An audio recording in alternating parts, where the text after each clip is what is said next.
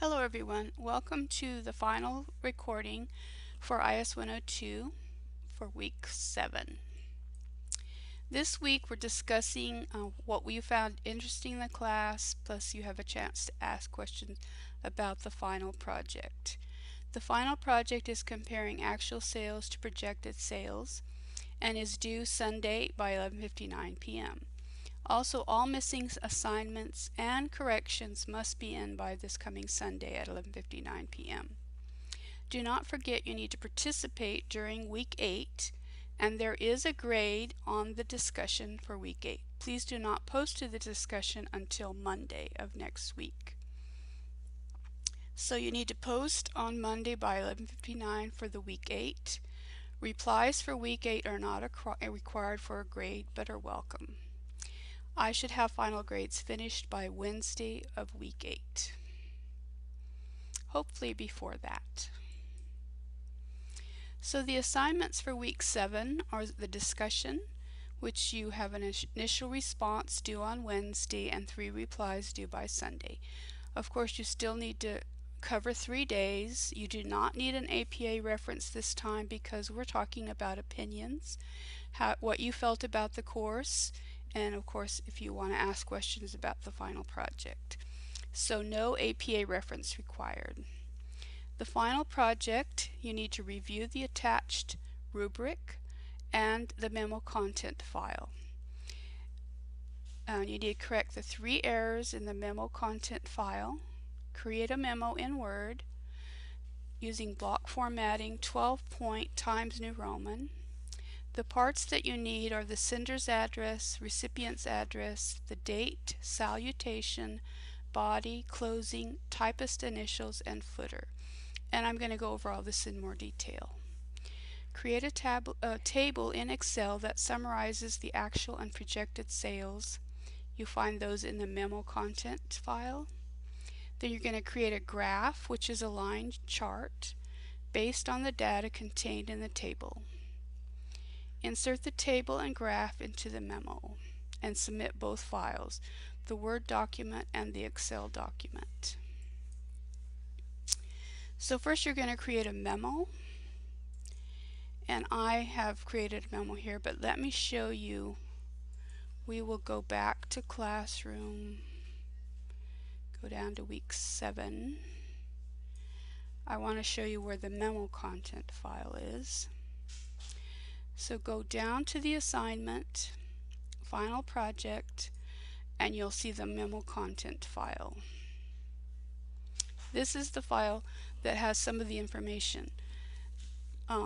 It gives you the memo itself with about 3 errors that you need to find. The sales data you're not going to type in your memo. That's going to be in your graph or your table in Excel. There are 2 rubrics. This rubric, I'll open it up so you can see it, is in Excel, and it has everything divided out into points. So this will be my feedback. I will go through this and tell you what you need to do to correct it. Then in the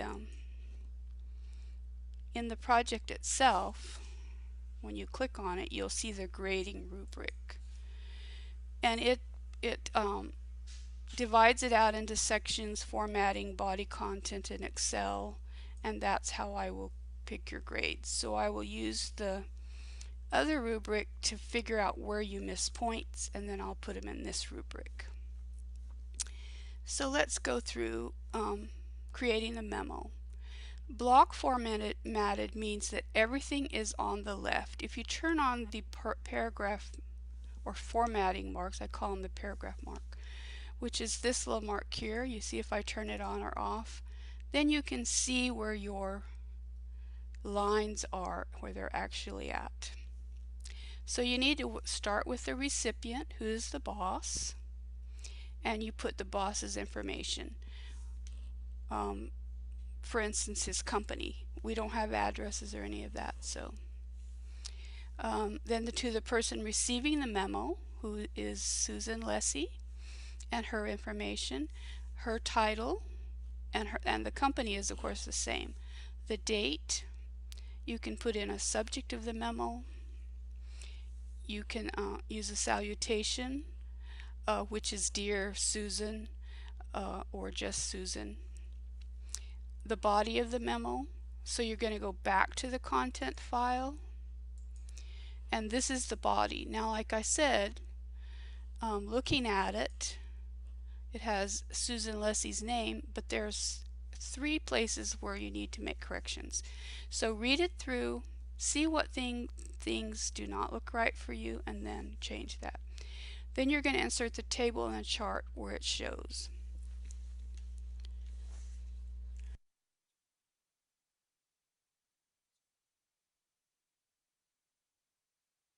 Excuse me. Alright, so let's go back. So after the last paragraph, you have your closing. A closing is like sincerely, then 3 blank lines and the sender's name. So who's the sender? That's for you to decide. And who's the typist? So going back to the assignment, I'll have to go back down here.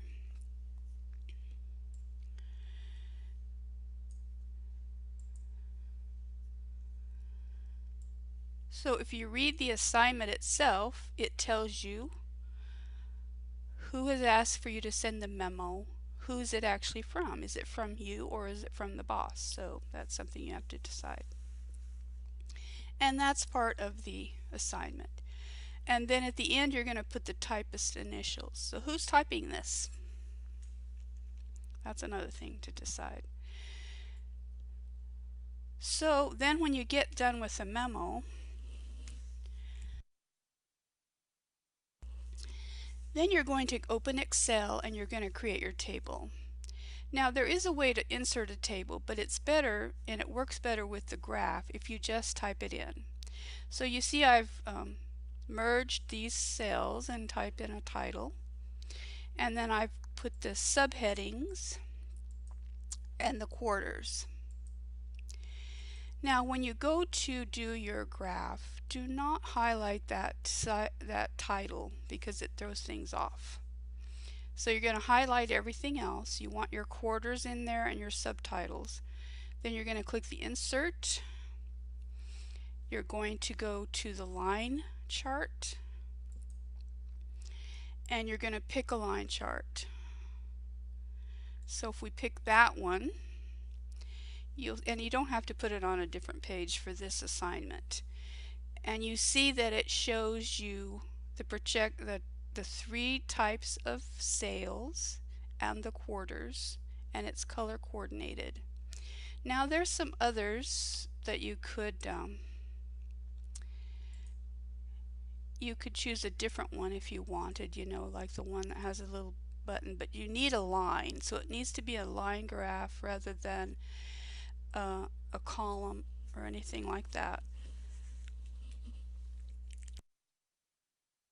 I don't know why I keep coughing. Okay, so where it says chart title, type in your sales data there. That way it'll look neat. So you're going to go in here and type sales data.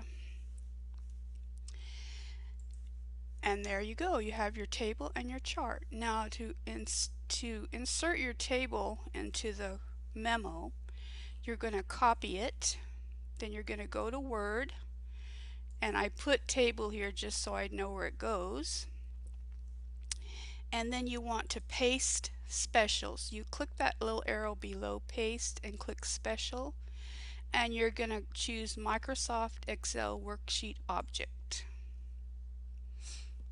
And what it does is it inserts it so it looks like you formatted it the way it does in Excel, the way you formatted it in Excel. Now I just did it as an example. You don't have to format it like this. If you don't want colors, you can make dark lines, whatever. It just needs to look like it does in Excel.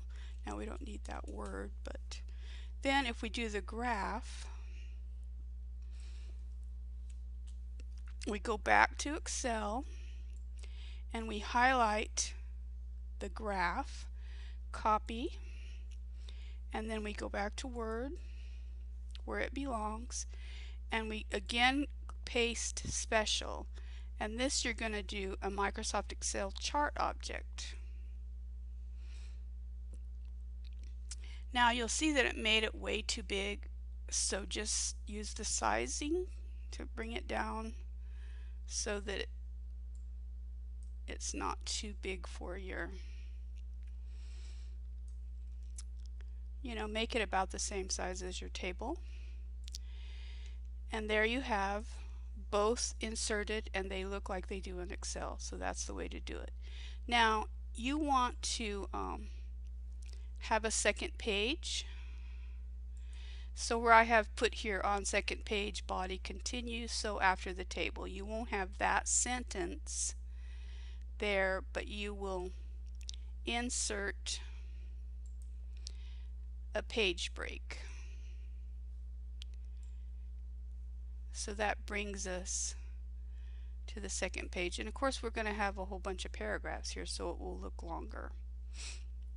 And that's how you do how you need to prepare to have a second page, rather than just doing a whole bunch of blank lines. Now remember, if you have a bunch of blank lines after typist, you might have a third page, and then you'll get lose points, so make sure that you don't have that. Now we want to do a header, and the header is also on the or it's a footer that we're doing. You're going to insert the footer, and I like to just edit the footer, and then in the footer you can put make sure you say different from first page, and make sure you're on the second page, and then you're going to choose a page number. You're going to do bottom of the page, just a plain number, and that's all you have to do. Then when you close it, you'll see that you have a page 1, but you don't have a page 2, but you don't have one on page 1, and that's the way it's supposed to be. If you don't do a page break, then you might have trouble getting that to work out. So let's go back to our memo and see if I've forgotten anything. So I talked about entering the sales data into your table, creating the line chart, and I taught you how to do the paste special, the page break, and then the header. So this is the header and showing you the footer. And that's basically all you have to do this week to get all the points. Now if you go back to the memo file, the rubric that I'm going to use, you'll see that it requires you to save the files with the correct names. So you check that in your assignment, block formatted, the different people's things that are required. And once you have all those things, I will check that your paragraphs have the correct breaks. The breaks I'm talking about is according to the memo content file. So when we look at it, you have a paragraph, a break, which is a line. So these are single spaced with a line between. So if you look at mine, you see that they're single spaced and just an empty line between, a paragraph line between. And then you make sure you have all the paragraphs as stated. And then after the last paragraph, remember, you need a closing. Sincerely, regards, whatever you want to use, thank you, anything like that, and then 3 blank lines, and then your sender's name. And it's a good idea to include the title. In a business letter, you would include the person's title or their company, or if it's a different company. Since this is the same company, it wouldn't matter. Then a blank line and the typist initials. So let's go back. That's all I have here. Let's go back to the rubric that I opened. Then I will check your sales data. So make sure that your data matches these figures on the memo content file. And that's how those grades are done. You also have to have the constructed chart and have it inserted into the Word document. Now you're going to submit two files. The business sales memo with your last name, first name is going to be the Word document, and then whoops, wrong one. Then the business sales data, your last name and first name, is your Excel document. If you don't turn in both, then you will lose points because both are required. You can either zip them together in the Week 7 folder, or you can just submit both. Now to submit both, remember you go to the assignment, browse for the document. Oops. So if I browse for my document, it'll show it here, but don't click submit, browse for the other one. And then once you have both of them there, then you can click submit. Now, one thing I want to remind you that sometimes, depending on your computer and operating system, they may not like the brackets. The brackets don't matter to me. The business sales data plus your name is what matters. So if you aren't able to use the brackets, don't worry about that, even though it says it in the assignment. So once you have both of them there, then go down here and click submit. Make sure you don't save it as a draft because I can't grade it. And that's all I have for this week. If you have any questions at all about the final project, let me know. You can contact me directly, or you can ask in the discussion so that everybody gets the benefit of the question. However you want to do it, you can call me and I'll help you out.